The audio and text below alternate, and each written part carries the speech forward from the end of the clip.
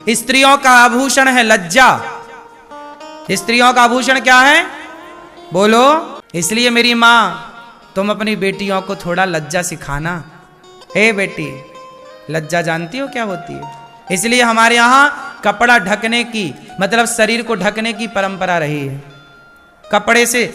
कपड़े से शरीर को ढका जाता है। आजकल तो पैसे दे के फटे कपड़े लोग खरीद रहे हैं ताकि दिखे।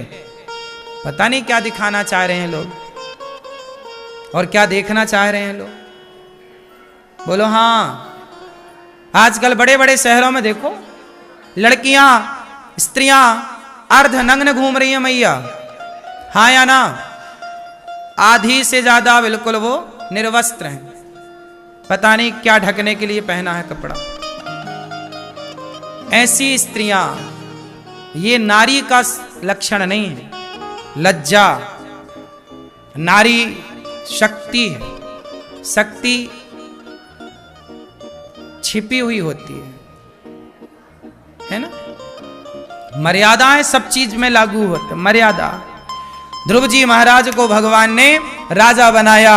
अंत में ध्रुव जी ने सब अच्छे कार्य किए। उनके भाई को यक्षों ने मारा, ध्रुव जी को भी गुस्सा आया, यक्षों को मारा, बदला लिया। तब मनु जी ने आकर समझाया, कुबेर जी ने भक्ति का पाठ पढ़ाया। ध्रुव जी ध्रुव लोक को गए।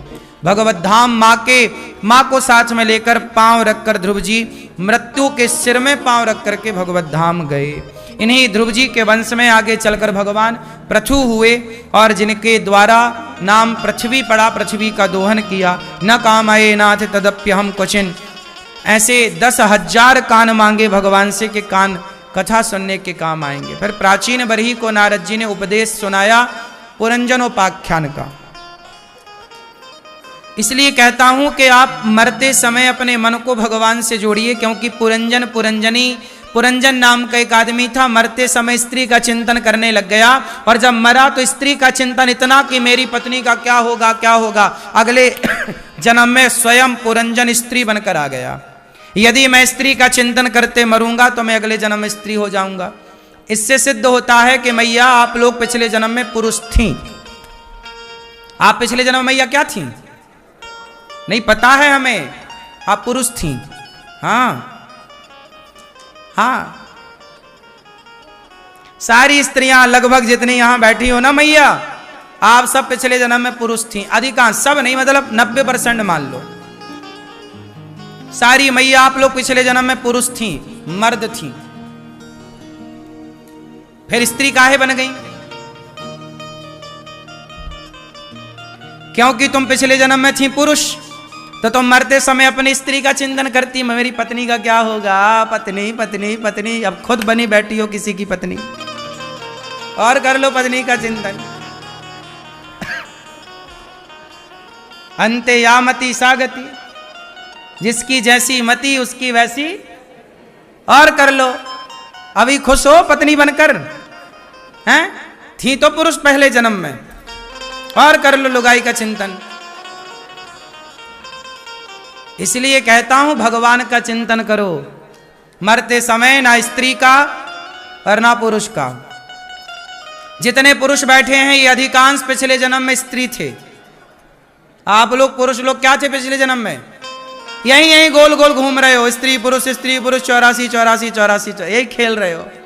यही जन्म लिया मर गए। पुनरपि जननम पुनरपि मरणम पुनरपि जननी जठरे शयनम, जन्म मृत्यु जन्म, यही चल रहा चक्र।